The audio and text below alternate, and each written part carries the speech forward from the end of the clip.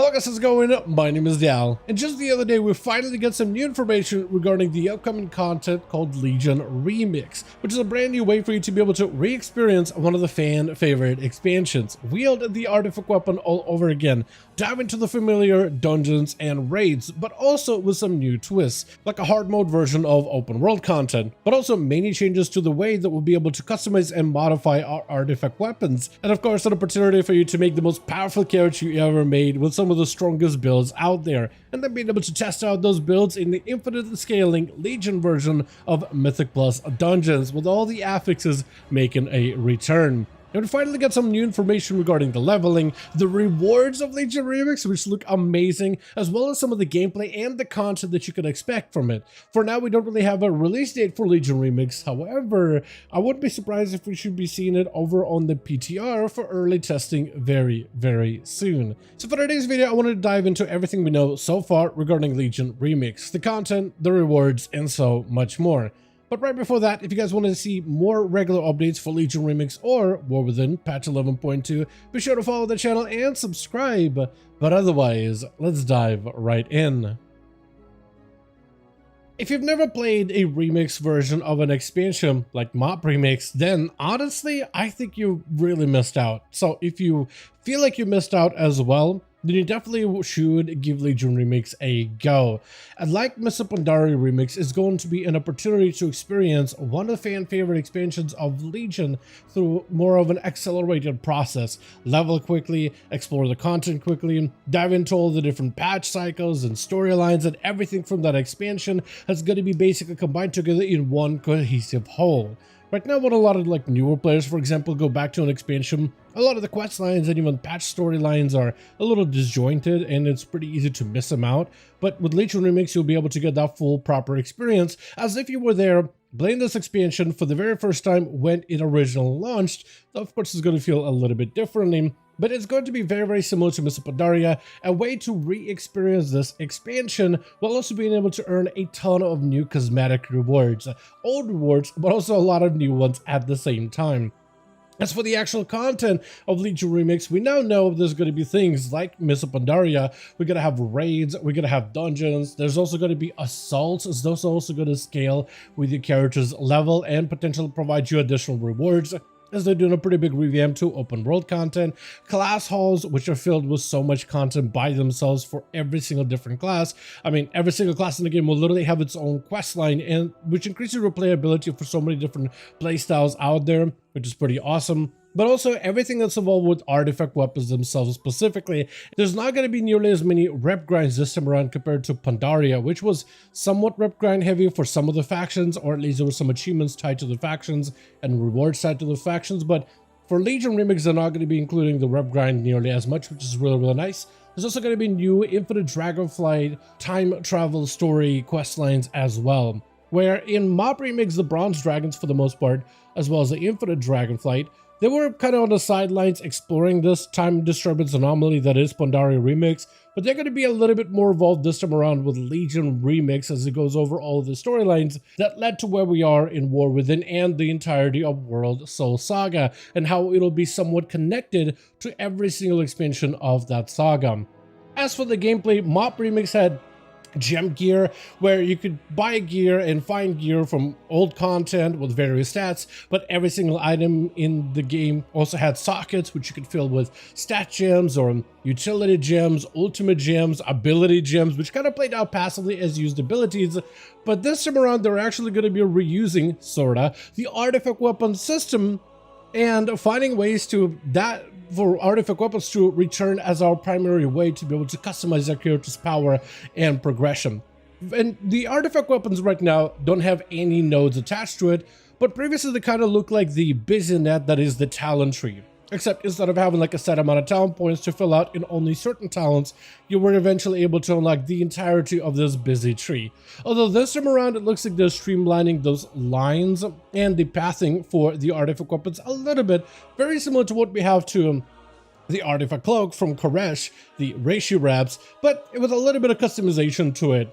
allowing you to augment and respec those weapons themselves to gain different powers depending on the different thematic cosmic forces of WoW. Whether you're looking to have your Demon Hunter, invest heavily into the Fel tree, or a Paladin invest into a Holy tree, but you can also mix things up. Like a Druid can actually invest into the Arcane tree, a Shaman can invest into the Nature tree, summon up spirits and wild beasts to fight, and a Rogue can invest into like this Thunder tree. And there's basically going to be different ways for you to be able to customize it with a bunch of passives that you get to unlock at the beginning, and then you'll be able to invest heavily into one single spec, although you'll be able to change them up immediately. And those trees of different specs, the Fel, the Holy, the Arcane, and all these different elements, the way to spec your weapon, all of them are going to come with different abilities, so you'll be able to customize your weapon a little bit differently.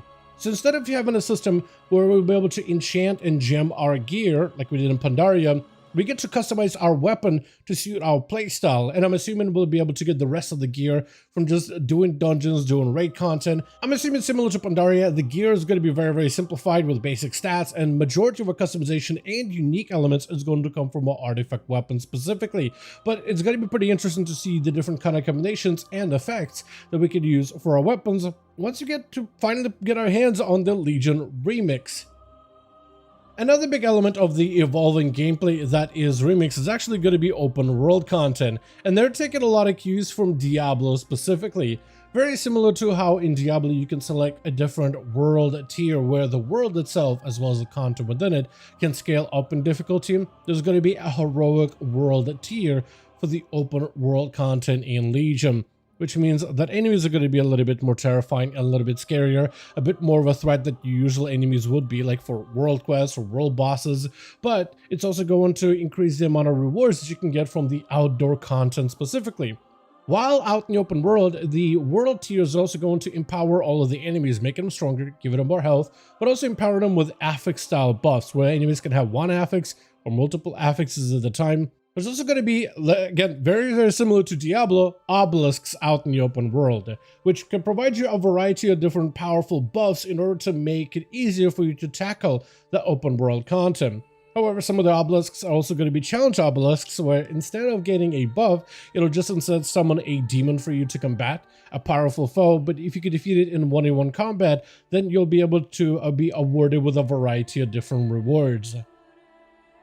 Legion was an expansion that started Mythic Plus dungeons, so they're bringing back the original Mythic Plus dungeon system, and in the way they want to honor Legion, the expansion that brought Mythic Plus, by bringing back some of those Legion affixes into these dungeons, plus 4 new affixes that are going to be more Bronze Dragonflight theme related as part of the whole Time Warp journey. An expectation is that players are going to be able to tackle a lot of these harder versions of dungeons that will continue to scale infinitely, but with us being able to get as powerful, if not more powerful, than we could do in Pandaria, look at the characters that are likely going to be able to break the game completely.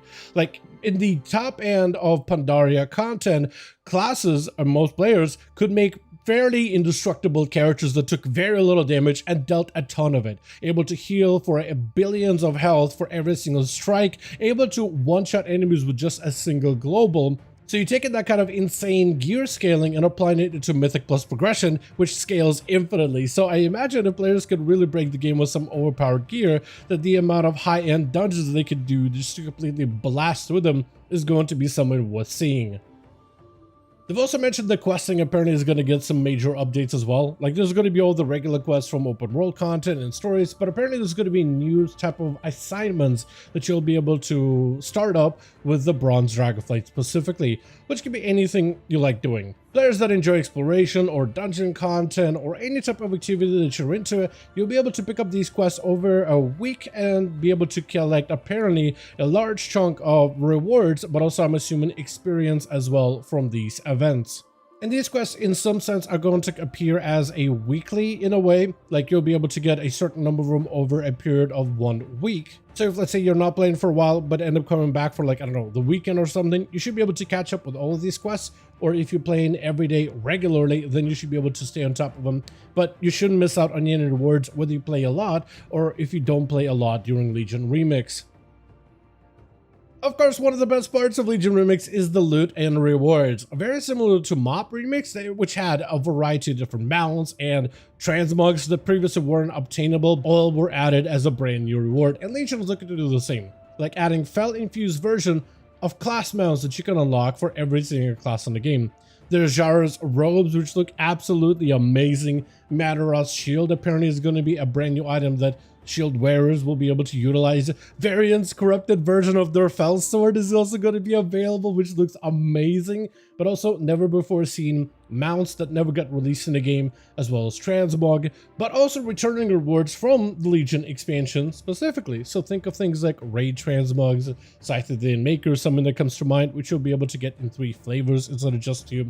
The Fox mount, which had a fairly lengthy questline that it took a while for most players to unlock. Raid mounts, for instance, you'll be able to purchase those with bronze as a currency. The Purple Bird, which is the AOTC mount, as well as a variety of different titles, are some of the number of things that you'll be able to obtain during Legion Remix, and so much more, which you'll still collect via bronze as a currency. So similar to Mop Remix, you'll be farming bronze through dungeon content, endgame content, exploration. There were so many different ways to farm bronze, whether you were just flying all over the place with skywriting, or you were tackling endgame content. Just about everything gave you plenty of bronze, so it was just a lot of items that you could spend it on. However, they're changing up the bronze versus the artifact weapon progression. So instead of using bronze as a gear progression currency, bronze will now be made strictly a currency for cosmetics. So you'll no longer need to make a choice between like running all your dungeons, running all your raids, and now it's a choice between, do I upgrade my gear so my character gets stronger, or do I go buy a bunch of cosmetics but my character retains the same power progression? So no longer it's a choice, bronze is just going to be its own cosmetic currency, so we'll likely have another opportunity for us to be able to upgrade our gear, or maybe they'll just tie to artifact weapons completely. But we'll find out once we actually get to test this, if they ever do a PTR for Legion Remix. Another change to the content progression of Legion is Legion came with a lot of content. Like Pandaria had a ton of different raids, lots of dungeons, lots of main story patch chapter quest lines for players to get into, and to some degree many players felt overwhelmed, which is there's so much to do and what do you invest all your time into? Because there's so many different quest lines all available at once, it makes you want to run through them as quickly as possible. So they're trying to find a way to slow down that experience, but not that much when it comes to Legion, by not overwhelming players too much. And they're basically going to do what they did with Classic and phase out the content bit by bit.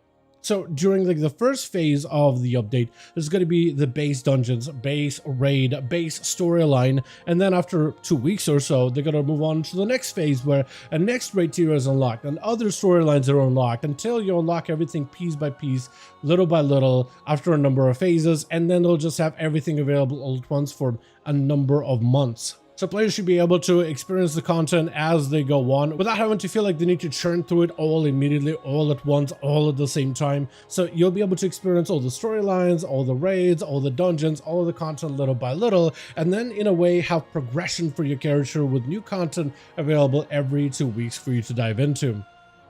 But with that being said, as always, I do want to thank all of you guys so much for watching and hope you guys did enjoy the video. If you did enjoy it or found it informative, go ahead and give this video a like. I would very much appreciate it. Also, be sure to join our Discord community, especially if you want to keep up with anything Legion related or any of the War Within updates like the patch 11.2 and 11.25, which is apparently right on the horizon. Let me know your thoughts in the comments down below, and as always, I'll see all of you guys in our next one.